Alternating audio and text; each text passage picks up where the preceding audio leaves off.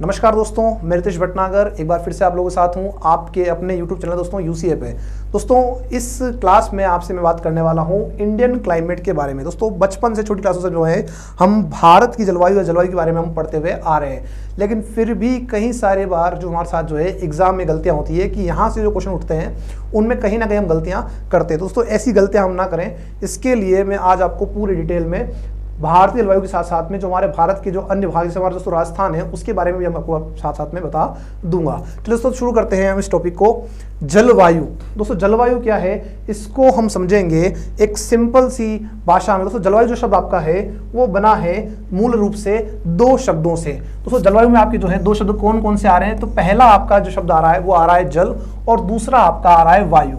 अब आप लोग उससे कहेंगे कि आपने तो सर जो है संधि विच्छेद कर दिया इसका। तो जलवायु जो है इसमें दो तत्व आपके हैं, एक तो है जल और दूसरा है वायु। आप दोस्तों का थोड़ा सा हम चलते हैं कोपेन की तरफ। तो कोपेन है वो कहता है कि किसी स्थान की जलवायु अगर ज्ञात करनी आपको है तो वहां उस क्षेत्र की आपको जो है वर्षा और उस क्षेत्र के तापमान का आपको ज्ञात होना चाहिए ताकि आप उस क्षेत्र की जलवायु का पता लगा सकें। दोस्तों यहां पर जो है जल से तात्पर्य क्या हो जाएगा, जल से तात्पर्य हो जाएगा वर्षा, ठीक है दोस्तों। और यहां पर आपका जो वायु है उससे तात्पर्य आपका हो जाएगा क्या, तापमान। अब बात को हम समझते हैं कि कैसे हम जो है वर्षा और तापमान के आधार पर किसी भी स्थान की जलवायु का पता लगा सकते हैं। तो उसमें ध्यान रखिएगा कि यहाँ पर मैंने दो कंडीशन आपके सामने ली है। दोस्तों पहली कंडीशन है आपकी कौन सी, अधिक वाली, और दूसरी ली है मैंने कम वाली। मान लीजिए किसी स्थान पर आपका वर्षा अगर जो है वो ज्यादा है तो उस क्षेत्र को हम क्या बोलेंगे, उसे हम कहेंगे आर्द्र स्थल। और दोस्तों किसी स्थान पर अगर वर्षा कम है तो उसे हम कहेंगे क्या, शुष्क स्थल। इसी तरह से आपका जो है किसी स्थान पर अगर तापमान कम है या उसको तापमान ज्यादा है तो उसे क्या कहेंगे, और कम है तो उसे क्या कहेंगे, तो ध्यान रखिएगा अगर ज्यादा है तो हम उसे कहेंगे उष्ण, और अगर कम तापमान है तो उसे हम कहेंगे क्या, शीत। अब थोड़ा सा हम चलते हैं, वर्षा और तापमान दोनों को हम जोड़ लेते हैं और फिर बताते हैं किसी स्थान जलवायु किस प्रकार की होगी। मान लीजिए उदाहरण नंबर 1 आपका जो है कि किसी स्थान पर आपका जो है वर्षा ज्यादा है और साथ साथ में तापमान भी ज्यादा है, तो उस क्षेत्र की जलवायु आपकी हो जाएगी, वो कैसे हो जाएगी, वो हो जाएगी उष्ण आर्द्र जलवायु। दोस्तों उष्ण कैसे हो गया, तापमान ज्यादा इसलिए, और आर्द्र कैसे हो गया, आपका वर्षा ज्यादा थी इसलिए हो गया आपका आर्द्र हो गया, यानी उष्ण आर्द्र जलवायु आपकी हो जाएगी।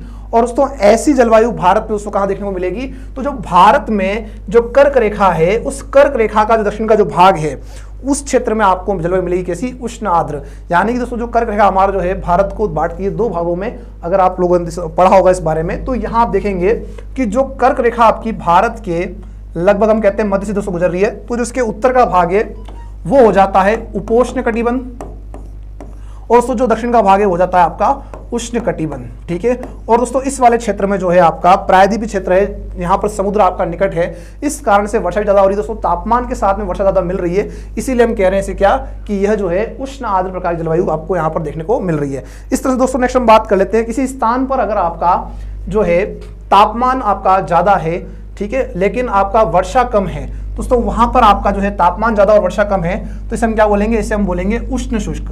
और दोस्तों ऐसा क्षेत्र जो आपको देखने को मिलेगा तो हमारा जो पश्चिमी राजस्थान है वो आपका मिलेगा किसमें, उष्ण शुष्क प्रकार की जलवायु में मिलेगा, जहां पर आपका वर्षा जो है वो कम है लेकिन तापमान जो है वो वार्षिक रूप से आपका ज्यादा यहां पर मिलता है। इस तरह से दोस्तों नेक्स्ट हम बात कर लेते हैं कि किसी स्थान पर वर्षा अधिक है और तापमान दोस्तों कम है तो क्या कहेंगे, उसे हम कहेंगे शीत आर्द्र। यानी दोस्तों शीत आर्द्र क्या हो जाएगा, यहां पर आपका तापमान कम हो गया और यहां पर आपका वर्षा ज्यादा होगी। ऐसा क्षेत्र दोस्तों कहां मिलेगा, तो ऐसा क्षेत्र मिलेगा दोस्तों कहां पर, उत्तर पूर्वी जो भारत हमारा है दोस्तों, अरुणाचल असम वाला जो पार्ट है, जहां पर आप देखते हैं पढ़ते हैं कि यहां पर वर्षा ज्यादा रहती है और वर्ष भर तापमान आपका जो है कम बना रहता है, इसलिए दोस्तों किसमें आ जाएगा, यह आ जाएगा आपका शीत आर्द्र के अंतर्गत आपका यह आएगा। अब नेक्स्ट हम दोस्तों बात यहां कर लेते हैं शीत शुष्क की, यानी कि आपका तापमान हो जाएगा यहां पर क्या, कम, और वर्षा भी आ जाएगी आपकी क्या, कम, यानी कि शीत शुष्क क्षेत्र हो जाएगा जहां पर तापमान और वर्षा दोनों कम मिल रही है। और ऐसा क्षेत्र हमें कहां मिल रहा है, ऐसा क्षेत्र दोस्तों हमें मिलता है कहां पर, लद्दाख। दोस्तों लद्दाख जो आपका है वो किसमें आएगा, वो शीत शुष्क में आपका दोस्तों आएगा, और इसे हम क्या कहते हैं, इसे हम कहते हैं भारत का शीत शुष्क मरुस्थल भी इसे हम कहते हैं। और भारत में सबसे कम वर्षा भी दोस्तों कहां हो रही है, इस लद्दाख के क्षेत्र में हो रही है। दोस्तों यहां पर हम बात करते हैं कि भारत में सबसे कम वर्षा कहां हो रही है, लद्दाख में कितनी हो रही है, 5 सेंटीमीटर।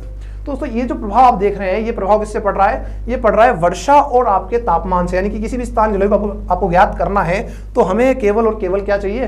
वर्षा और तापमान चाहिए। दोस्तों ये किसने कहा था? ये कहा था कोपेन ने, जो बात दोस्तों यहाँ पर प्रमाणित भी आपकी होती है। अब दोस्तों यहाँ मैंने एक इमेज दोस्तों लगाई है, देखिएगा यहाँ पर अगर किसी स्थान पर वर्षा अच्छी है और तापमान दोस्तों कम है तो उसकी दृश्य जो है वो इस तरह से दिखेगा।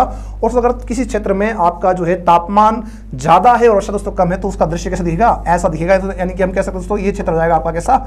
मरुस्थल वाला भाग आपका हो जाएगा। और जैसे ये जो दोस्तों क्षेत्र हो जाएगा, ये कौन सा हो जाएगा आपका? ये हो जाएगा दोस्तों शीत आर्द्र का भाग हो जाएगा, जहां पर आपका वर्षा आपकी ज्यादा है लेकिन तापमान आपका कम है। चलिए दोस्तों यहां से हम आगे बढ़ते हैं, नेक्स्ट स्लाइड दोस्तों आते हैं। अब हम बात करेंगे जलवायु के जो तत्व हैं, जो महत्वपूर्ण तत्व की बात हम करते हैं। सबसे दोस्तों आपका आ रहा है मौसम। दोस्तों ध्यान रखिएगा, मौसम, ऋतु और जलवायु, तीन शब्द आपके बड़े महत्वपूर्ण हैं। दोस्तों मौसम जो है वो एक क्षणिक अवस्था है वायुमंडलीय दशाओं की, यानी कि ये पल भर में बदल सकती है।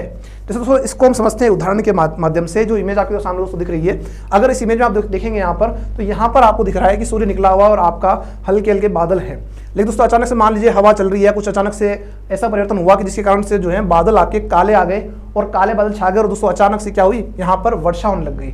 तो ये जो आपका जो परिवर्तन हुआ है ये किसमें हुआ है? ये केवल और केवल में आपका हुआ है किसमें? मौसम की अवस्थाओं में दोस्तों यहाँ पर आपका जो है परिवर्तन हुआ और दूसरे क्षण भर में हुआ, यानी कि आपका कुछ अल्प समय में आपका हुआ है। हम लोग देखते हैं कई बार ऐसा होता है हमारे साथ में कि ग्रीष्मकाल का समय होता है और ग्रीष्मकाल में तेज धूप पड़ रही है और अचानक से तेज हवाएं चली और काले बादल आ गए और आधा घंटा दोस्तों बरसात होने के बाद में वापस से हवा चलकर वो काले बादल आपके हट गए। तो जो प्रभाव आपका पड़ा है दोस्तों कहां पड़ा है? केवल और केवल मौसम पर पड़ा है, जो कि आपका एक क्षणिक अवस्था है किसकी?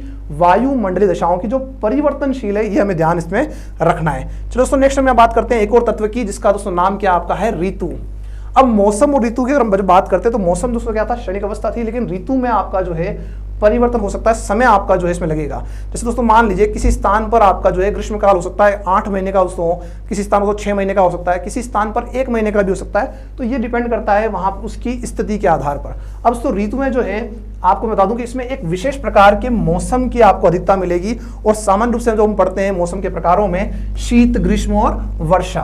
दोस्तों शीतकाल, ग्रीष्मकाल और वर्षा काल जो है ये किसके प्रकार हैं? ऋतुओं के प्रकार है, जिसके उदाहरण दोस्तों आप देख सकते हैं यहाँ पर आपका इस इमेज दोस्तों की विंटर में कैसा आपका होगा, है ना, स्प्रिंग में दोस्तों कैसा आपका समय होगा, समर में दोस्तों कैसा होगा और आपका जो बसंत काल दोस्तों उसमें आपका कैसा रहेगा स्थिति। ये सारी बातें हम यहाँ पर कर रहे हैं। नेक्स्ट दोस्तों सबसे महत्वपूर्ण जो बात हम करते हैं, जलवायु की परिभाषा दोस्तों क्या है, ये भी हमें ध्यान होनी चाहिए।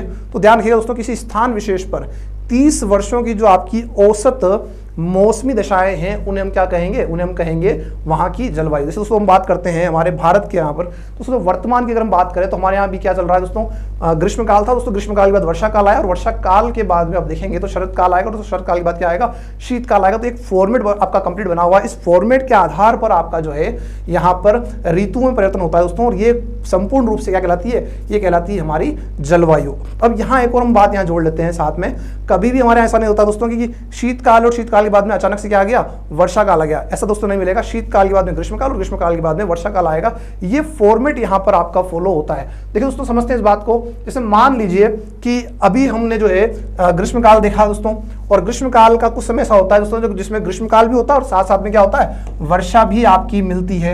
ऐसे दोस्तों मोस्टली आप देखते हैं कब? जून के समय में, जब हम कहते हैं कि 1 जून को मानसून आ गया भारत में। लेकिन दोस्तों मानसून के साथ में आपका जो तापमान भी बढ़ा रहता है, क्योंकि जो जून है वो वर्ष का सबसे गर्म महीना भी आपको कहलाता है। इसका दोस्तों आपका क्या आ जाता है? वर्षा काल आपका प्रारंभ हो गया दोस्तों, और वर्षा काल में हम देखते हैं कि जो आपके 2 महीने हैं, जो आपके दोस्तों जुलाई अगस्त, यहाँ पर हम देखते हैं कि वर्षा का जो आपका है मात्रा ज्यादा मिलती है। और अंत में दोस्तों अगर आप देखेंगे इस वर्षा काल के बाद में शरद काल और शरद काल के बाद दोस्तों शीतकाल आ जाएगा। तो ये चक्र आपका चलता रहता है हमेशा, और इसी चक्र दोस्तों हम क्या कह रहे हैं? यहाँ की जलवायु कह रहे हैं। ठीक है, चलो दोस्तों तो ये तीनों तत्व आपको ध्यान रखने हैं। कौन कौन से? यहाँ पर दोस्तों पहला आपका तत्व हो जाएगा कौन सा? मौसम, फिर ऋतु, और फिर दोस्तों आपका हो जाएगा जलवायु। और जलवायु को कैसे ज्ञात करेंगे इसकी बात हम यहाँ पर कर चुके हैं। अब थोड़ी सी बात हम यहाँ और कर देते हैं तत्वों में दोस्तों। इन तत्वों में एक तत्व आपका और आता है कौन? वायु दाब। तो हम यहाँ तो बात करेंगे तापमान और वायु दाब के संबंधों के बारे में। दोस्तों तापमान और वायु दाब जो है उनमें ध्यान रखना है कि उनमें जो संबंध मिलते हैं वो मिलते हैं कैसे? विपरीत संबंध। ठीक है दोस्तों, विपरीत संबंध आपके यहाँ मिलते हैं। अब कैसे मिल रहा है विपरीत संबंध? ध्यान रखिएगा।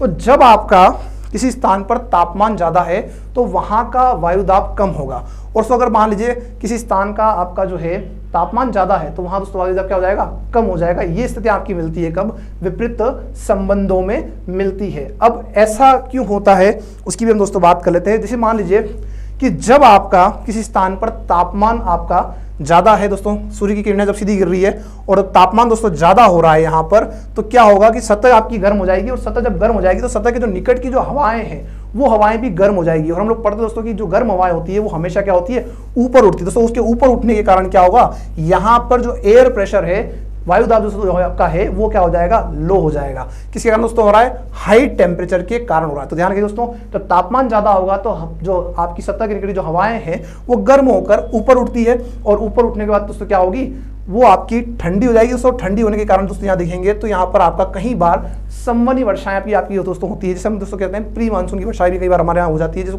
किससे होती है, संवहनी हवाओं के कारण आपकी होती है। तो दोस्तों यहाँ हमने बात कर ली किसकी, तापमान और वायुदाब में संबंध जो आपका मिल रहा है वो मिल रहा है कैसा, विपरीत। थोड़ा सा दोस्तों से आगे हम और बढ़ते हैं, इस बात को थोड़ा सा समझिएगा। हमेशा जो आपकी पवनें हैं, जो सॉरी आपकी जो हवाएं हैं वो अगर गर्म है तो दोस्तों गर्म हवाएं कहाँ जाएगी, ऊपर जाएगी।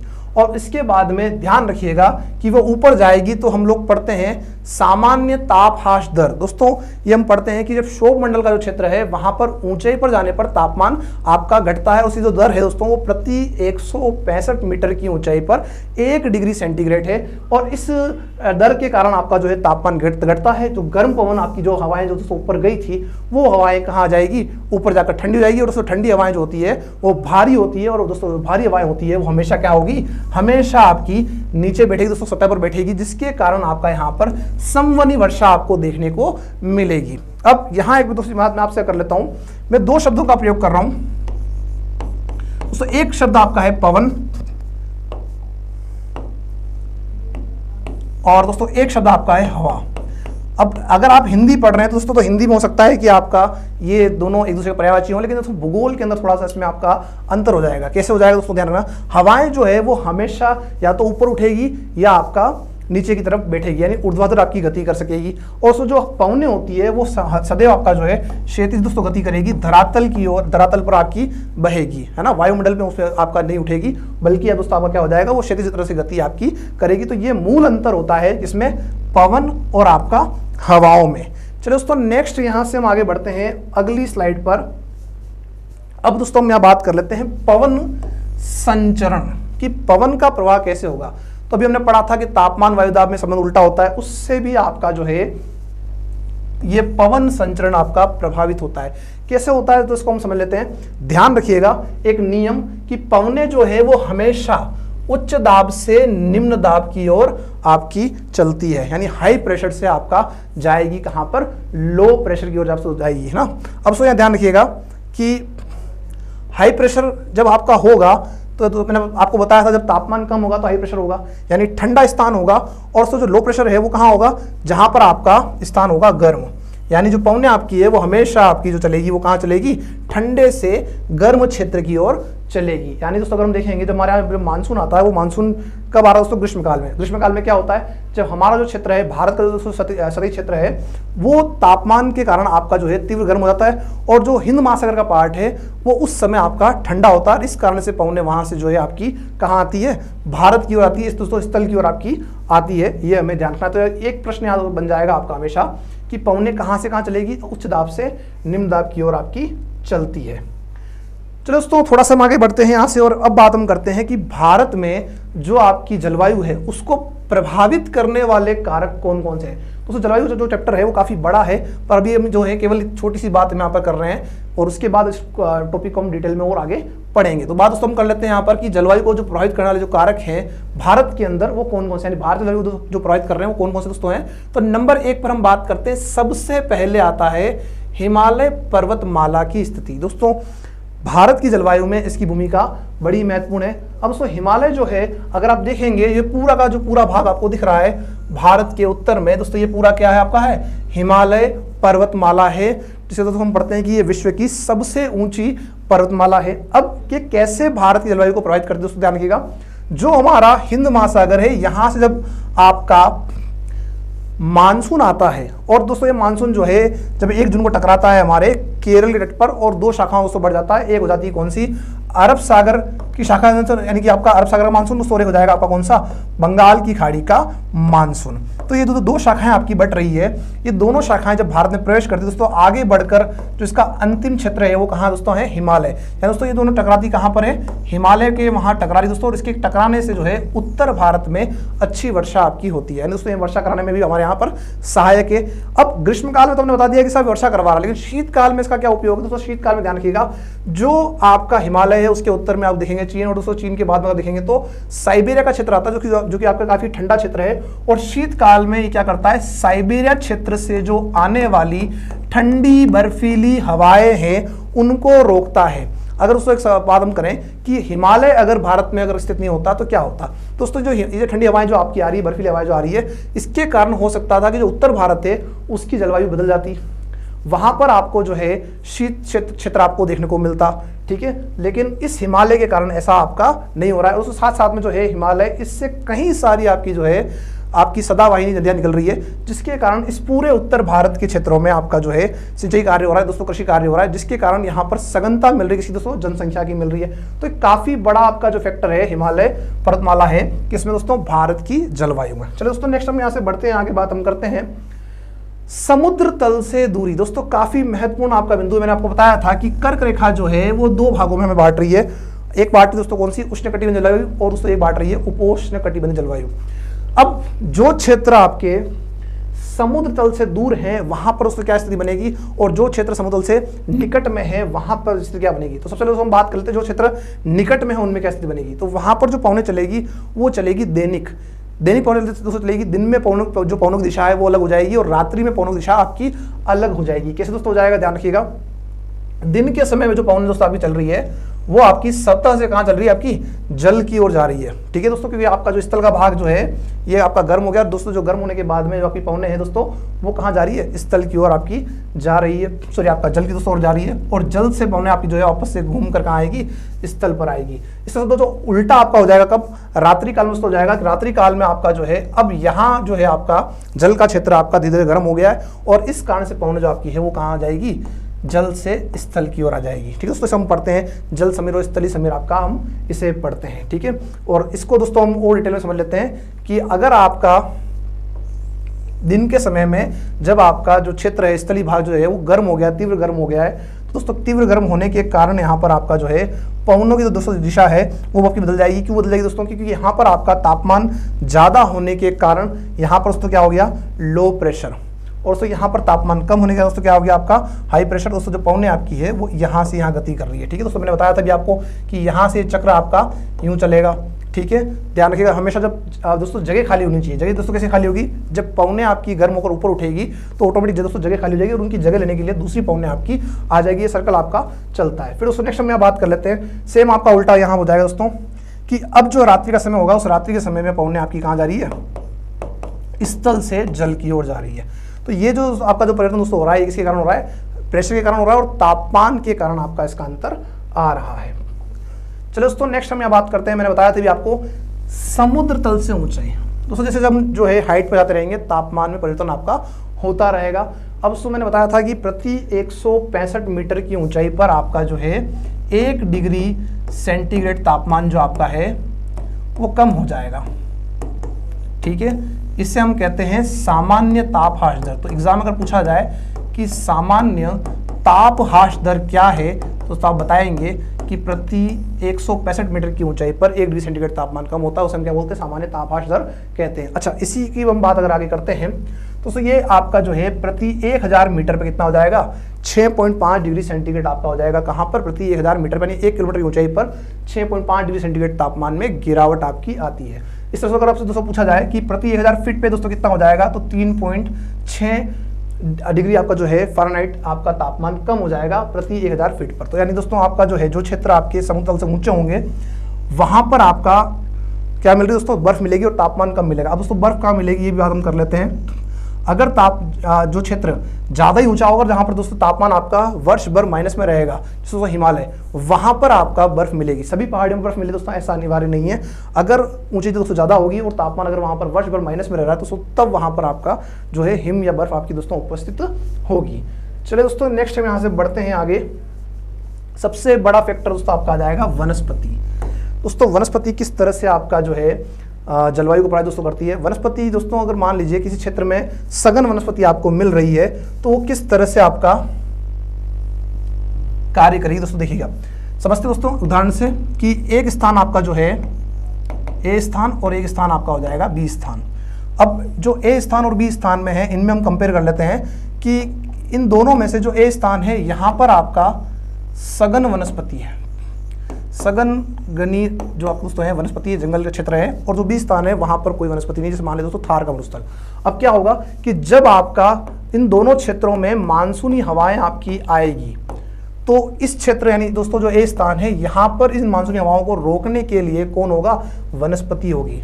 अब उसको ध्यान रखिएगा, जो मैंने बताया था आपको कि जब पवनें भारी होगी तो हमेशा कहाँ बैठेगी, नीचे बैठेगी। तो मानसून जब आता है दोस्तों है तो पवनें भारी होती है, उसमें आर्द्रता होती है, तो पवन जब सतह पर बैठेगी तो सब टकराएगी किससे, वनस्पति से, और यहाँ रुक जाएगी और यहाँ पर सघन वर्षा आपकी होगी। लेकिन दोस्तों जो बी स्थान है यहाँ पर आपका किसी भी प्रकार की वनस्पति नहीं होने के कारण क्या होगा, ये पवनें निर्बाध गति से दोस्तों निर्विरोध गति से आपकी आगे बढ़ती जाएगी, कोई रोकने वाला नहीं है, और दोस्तों ये आगे चल जाएगी। और यहाँ पर आपका जो है बी स्थान है, यहाँ पर नाम मात्र की वर्षा आपकी होगी, क्योंकि यहाँ पर कोई अवरोध आपका नहीं था। इसलिए दोस्तों वनस्पति का जो फैक्टर है वो काफ़ी आपका महत्वपूर्ण फैक्टर आपका है, ये आपको ध्यान हमेशा रखना है। चलिए दोस्तों तो नेक्स्ट यहाँ पर हमने इस बात कर ली है नंबर 4 पर कि जो वनस्पति दोस्तों है वो किस तरह से आपका प्रभाव डालती है। आगे दोस्तों यहाँ से बढ़ते हैं, लास्ट हम बात यहाँ कर लेते हैं एक और बिंदु की दोस्तों, भौगोलिक स्थिति।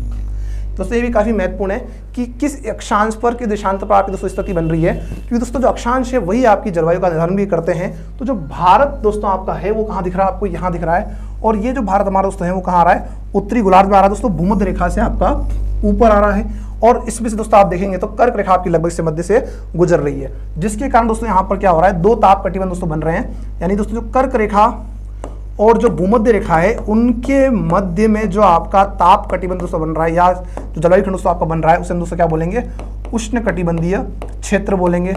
और जो भाग आपका कर्क रेखा से ऊपर दोस्तों है उसे हम क्या बोलेंगे, उपोष्ण कटिबंधीय क्षेत्र बोलेंगे।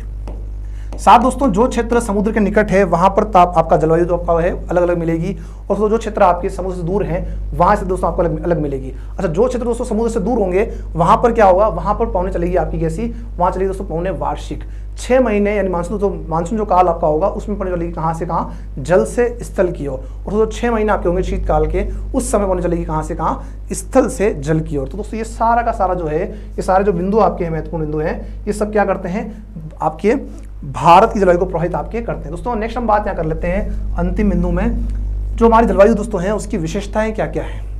अब तो विशेषताएं क्या क्या हैं तो ध्यान रखिएगा। पहली विशेषता, वर्षा की अनिश्चितता। दोस्तों अनिश्चितता क्या हो जाएगी, वर्षा आएगी या नहीं आएगी। दोस्तों ये कोई फिक्स नहीं है, क्योंकि हमारे यहाँ कई बार ऐसा होता है कि मानसून कभी तो बहुत अच्छा आ जाता है और दोस्तों कई बार क्या होता है, मानसून बहुत आपका खराब आता है। अगर दोस्तों वर्तमान की हम बात करें तो जुलाई का माह चल रहा है और अभी तक कोई विशेष वर्षा हमारे भारत में या हमारे राजस्थान में नहीं हुई है। तो नेक्स्ट हम बात करते हैं अनियमितता। दोस्तों मैंने बताया आपको कई बार तो अच्छा मानसून आता है और कई बार आपका मानसून खराब हो जाता है।